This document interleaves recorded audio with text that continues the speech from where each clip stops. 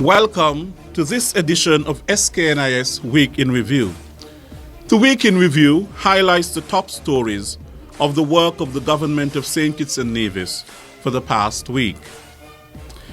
In the government's news for the week of February 11th to February 16th, 2017, the Government of National Unity celebrates 2 years in office.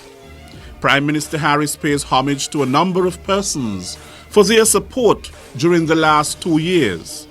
And PEP gets a step up. Sound fiscal management linked to surplus in St. Kitts and Nevis. 5 new apps launched. Cruise tourism continues to show positive growth. Social security expected to remain strong. PM Harris prays for his style of leadership. Government continues its good governance agenda, and citizens can now travel to Sierra Leone visa-free. I am your presenter, Lesroy Williams.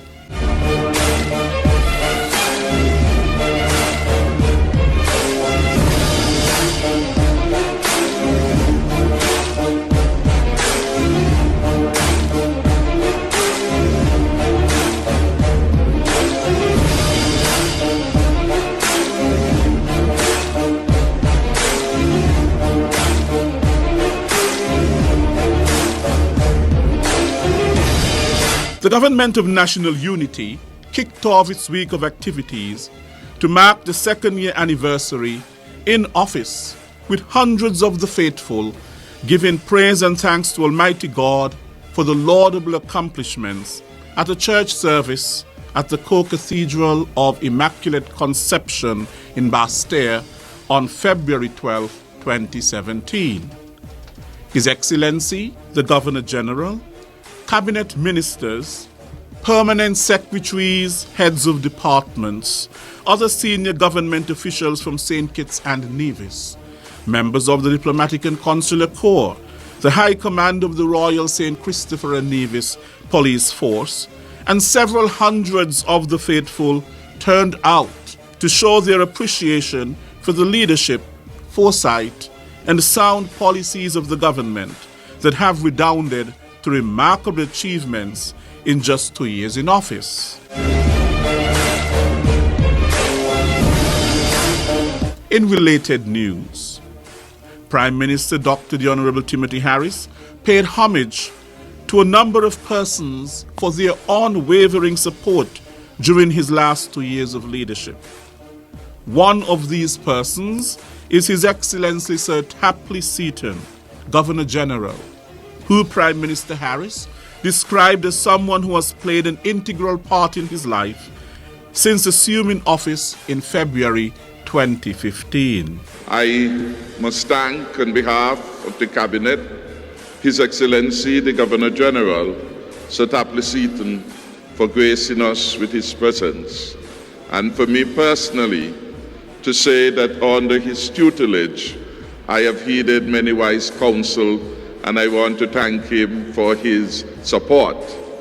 And I intend to be more regular at his knees, seeking wise counsel and drawing upon his experience.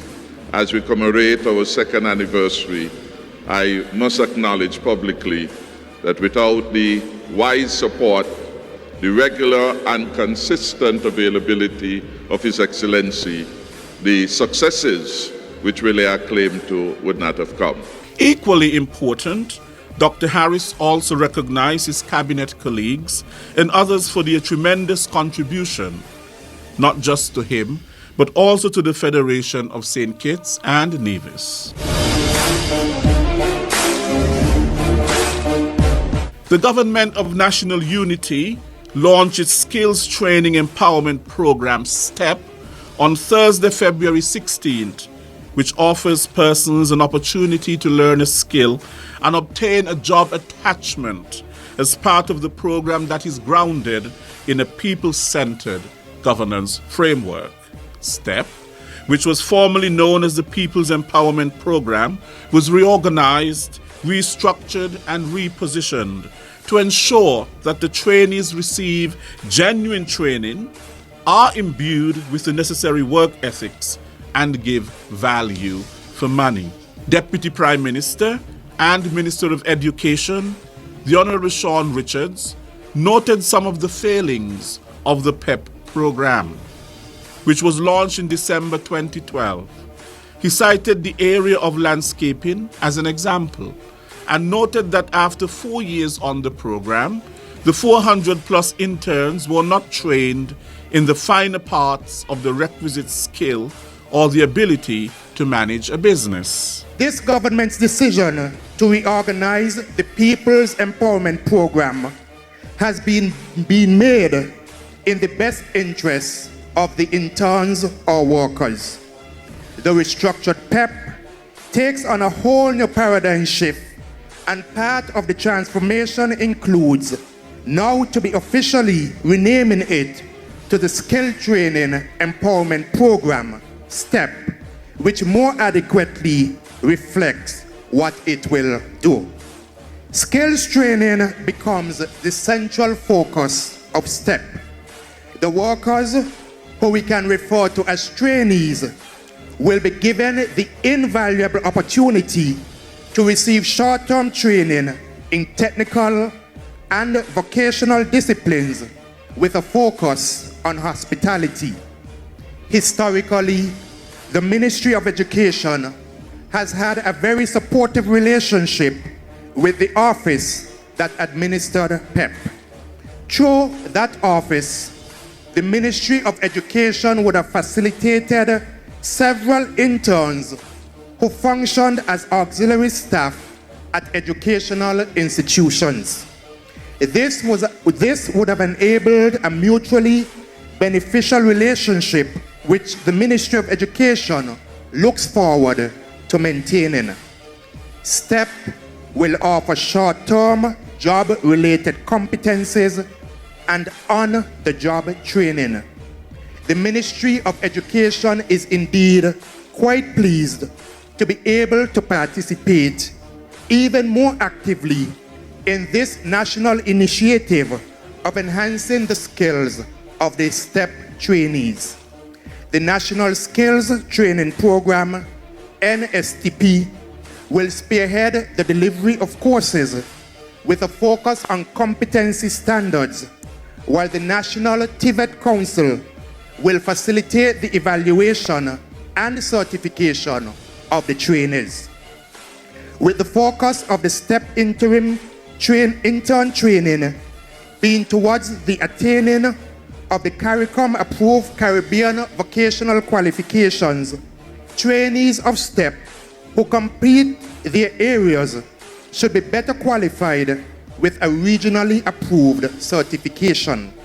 This should result in a cadre of workers who are more marketable and better suited to compete for the available jobs. I want to emphasize that STEP trainees would be given the opportunity to function as apprentices who are not only equipped with content knowledge related to their various fields, professional interests, but they would also acquire invaluable practical experience. Such practical experience puts them in a better position to transform their learning to real-world professional context. It therefore means that once STEP trainees complete their training and receive their certification at their graduation, they stand to be equipped with competencies that are valued not only locally but also regionally. Thus, STEP aims at making our people better prepared for the realities of free movement of people that is taking place within the OECS and the CARICOM region. I therefore want to say to the trainees at this point in time to see the training which will be offered to you as a stepping stone to bigger and bolder things in life. Permanent Secretary in the Office of the Prime Minister, Mr. Osbert D'Souza, was tasked with overseeing the PEP program in 2015 and guiding its transformation into STEP. At the launching ceremony, Mr. D'Souza stated, "As we step up from PEP to STEP, the government looks forward to providing continued support to you, the trainees, as it seeks to broaden the skills base and skills set of nationals." The Government of National Unity has managed to maintain a surplus of funds despite the numerous activities and initiatives which have been implemented over 2 years, said Prime Minister Dr. the Honorable Timothy Harris. The willful ways would make a woeful want. Willful ways make woeful want. And we don't want no woeful want in the country. So you must be proud of your government, because even when we are doing all of these things, the country is still in surplus. We are managing the books of the country well. The fiscal house of St. Kitts and Nevis is in order. The Prime Minister said the surplus is evident according to what the government's accounts, the Eastern Caribbean Central Bank, the Caribbean Development Bank, the Economic Commission for Latin America and the Caribbean, and the International American Fund have reported. The launch of 5 new interactive mobile apps forms part of the government's strategy to strengthen information communication technology in St. Kitts and Nevis and increase the exchange of information, said the Honorable Sean Richards, Deputy Prime Minister. The 5 apps include the SKN Shopper app, which allows persons to get a broader perspective on goods sold in supermarkets by comparing costs across the Federation and highlighting the best ones. The SKNIS, St. Kitts and Nevis Information Service app, which is a portal to public service information, news, and information from government. The Government Directory app allows for persons to easily find contact information for any ministry, department, agency, unit, or statutory corporation of the government. The Crime Reporter app allows for persons to report offences to the police. And the Government Events app will cater to those who want to stay up to date with the calendar of national events. The Deputy Prime Minister described the apps as important, adding that the initiative is part of the government's mandate of bringing the people of St. Kitts and Nevis together while improving their standard of living. We're here launching 5 new e-government apps. 5 apps that we consider to be extremely important. If we're looking at the ease of doing business with government, the apps become important. And as we look at what some of the apps are also intended to do, again, they become important.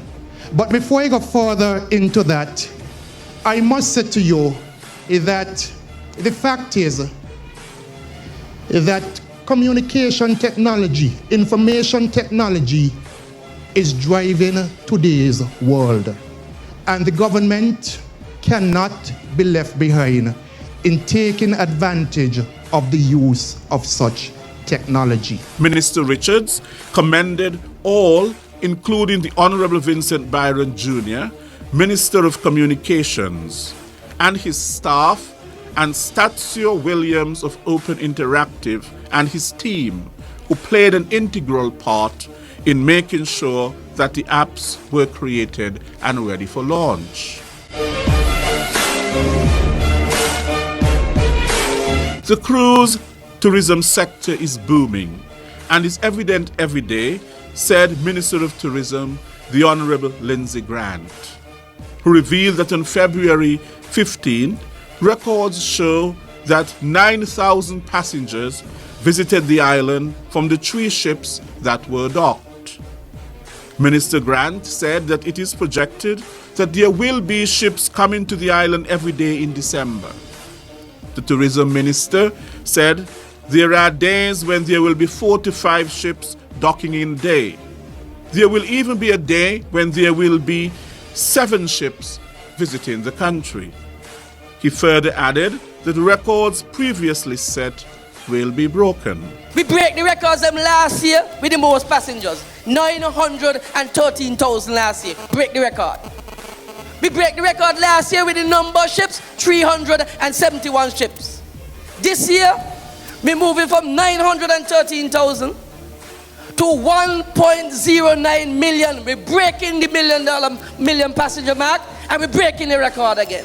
And on top of that, we're giving you over 400 ships this year. Record after record on the Team Unity government. Senior minister in the federal cabinet and minister responsible for labor and social security, the Honorable Vance Amory, said he is optimistic about the strength of the social security scheme to continue to meet the needs of pensioners in the years to come. That confidence is rooted in 2 factors. The first is the continued economic growth in St. Kitts and Nevis, which was recorded as 6.6% in 2015 over the same period in 2014.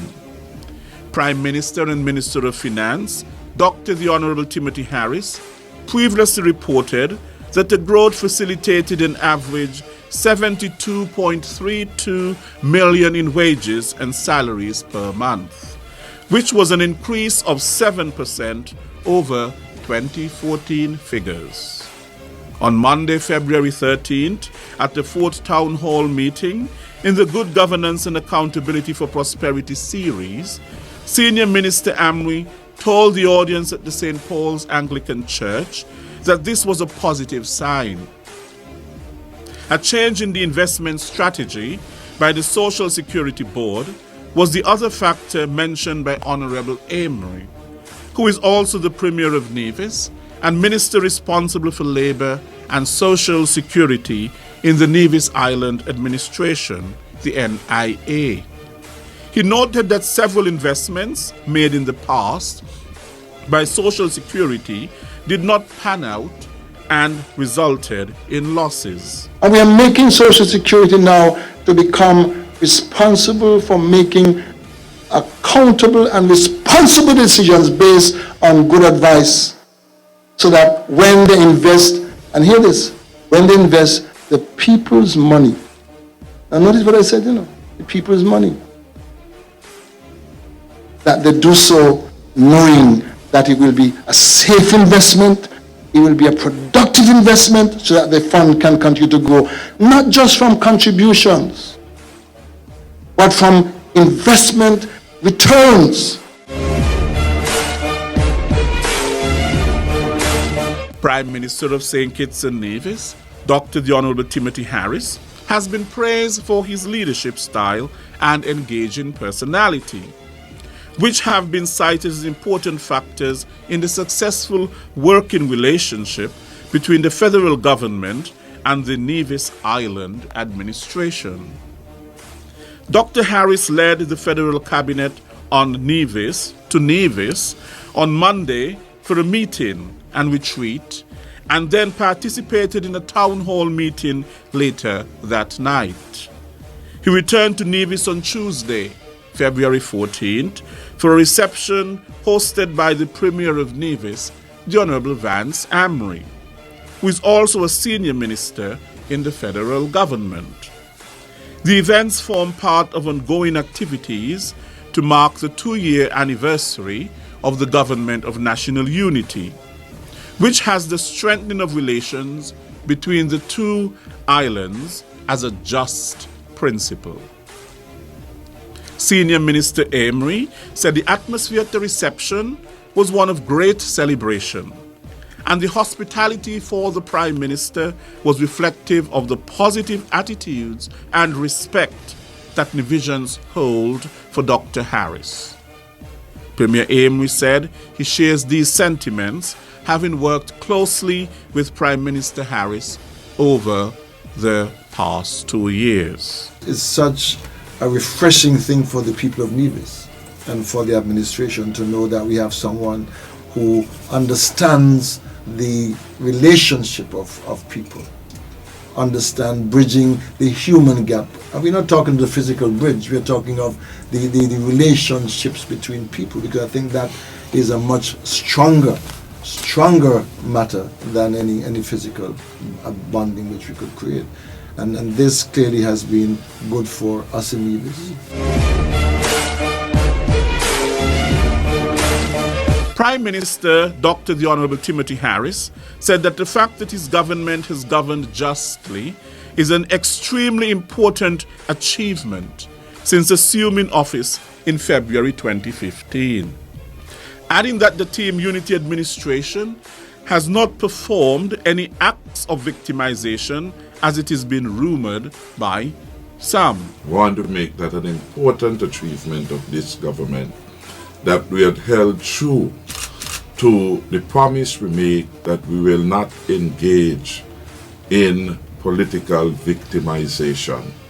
We have held true to that, and any other claim to the contrary is fake news. It is an effort at being mischievous, and I challenge them to say who are those persons who have been victimized. Is it that Delano Bart, who was the ambassador to United Nations, must he continue to serve this government? While he was the ambassador, he came home, was paid hefty sums to pursue actions against the Team Unity in matters in which we were litigating against the government. And while he was an ambassador, he was benefiting from the provision of legal service to the SIDF. So when we say that all ambassadors should resign and allow the government a free hand, that is not victimization. That is how the system ought to work. And it has worked so everywhere. In Antigua, in Jamaica, elsewhere. Indeed, in Antigua, within the first week of the government, we knew that the Governor General was going. We waited several weeks and months before we as a cabinet took a decision with respect to the last Governor General. When you look at the government as it existed, we endured with a number of the senior officials, in fact many of them are still there, who had been in service to the former administration, giving it loyal service. And the only request we made was that they give equally, since they are civil servants, loyal service to the government and the government's agenda. So the permanent secretary, for example, in the Ministry of Education, for a while was the same one that we met there. We have the financial secretary that we inherited from the former regime, and she has been doing her work diligently to the best that we can determine, and she continues to serve in that capacity. We have the chief personnel officer, and if we're talking about victimization, we should go there. The chief personnel officer is the same person that was left by the last regime. It is she who advises the government with regard to personnel matter, and we hope that the same competent advice that she is giving to us, she had given to the administration of the past. So the claim for victimization can't be supported by facts. It is a hollow cry by those who have not yet adjusted to the fact that the people of St. Kitts and Nevis voted for a new order, and the new order does not allow them to continue to parade over the resources of the country, including personal resources, in the manner they did before. I've heard persons say, for example, that the press secretary was victimized.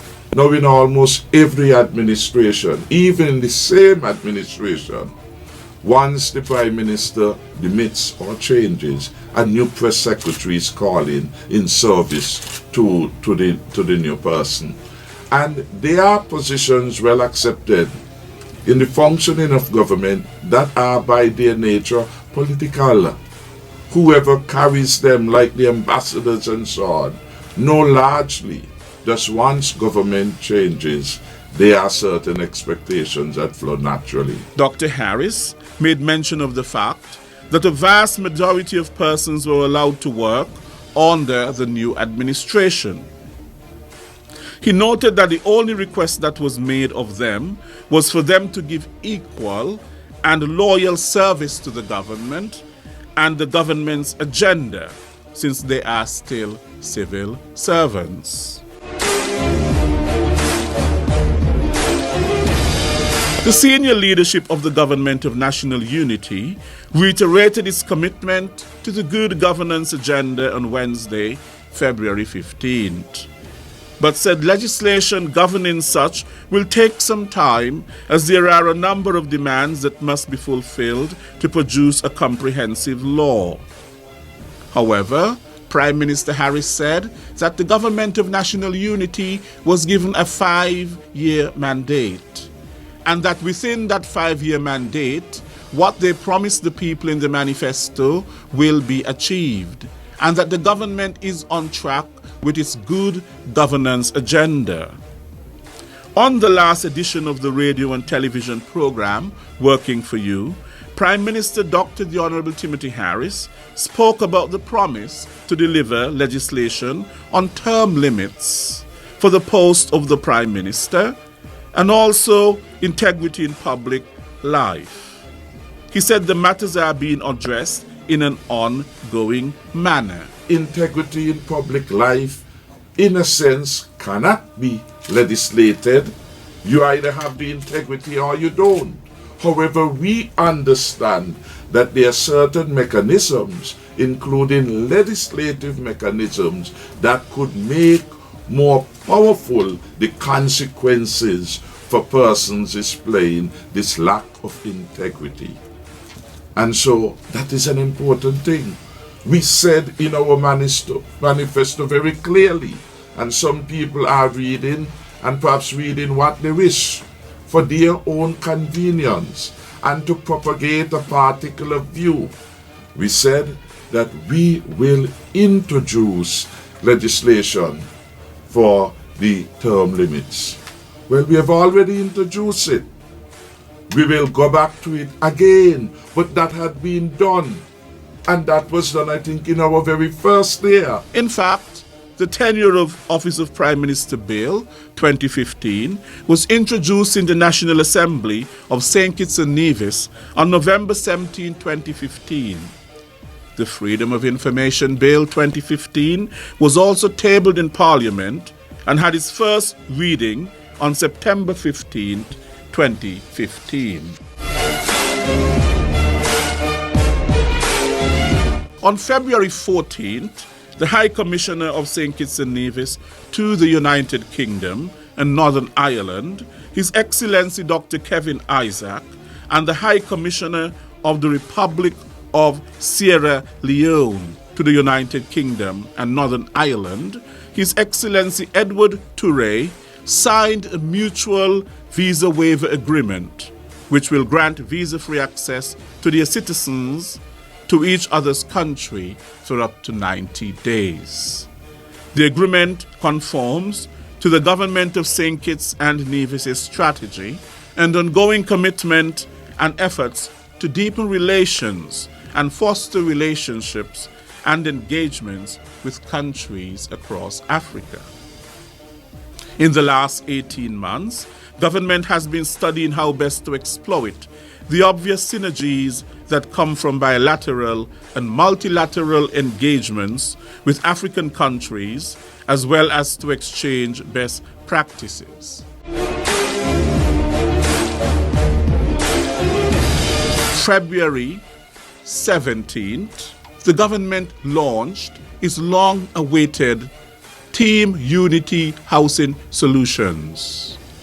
This event took place on Wellington Road in front of the National Housing Corporation. Prime Minister Dr. the Honorable Timothy Harris said that the program of the National Housing Corporation, the housing program, is a major boost for the economy. It will provide jobs.